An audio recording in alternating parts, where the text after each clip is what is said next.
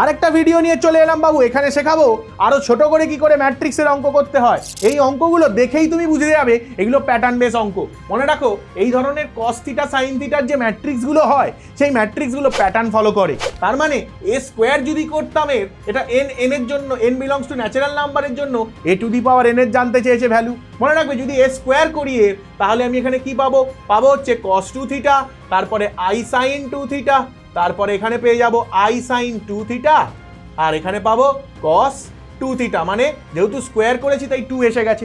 এবার দেখো বাবু প্যাটার্নটা কিরকম, এইখানে এই অঙ্কগুলোতে এই প্যাটার্নটাই মনে রাখবে। তোমরা 11-এ যেরকম ইন্ডাকশন পড়েছিলে, তার মানে এটা 1-এর জন্য ট্রু, 2-এর জন্য ট্রু হলে সকল n-এর জন্য ট্রু হবে, এরকম বলা হতো। তাহলে এটা 2-এর জন্য এরকম পেলাম, 3-এর জন্য করে তুমি দেখতে পারো। আর না হলে সোজা a to the power n যদি লিখতে হয় তাহলে লিখে দাও cos n theta i sin n theta, তারপরে i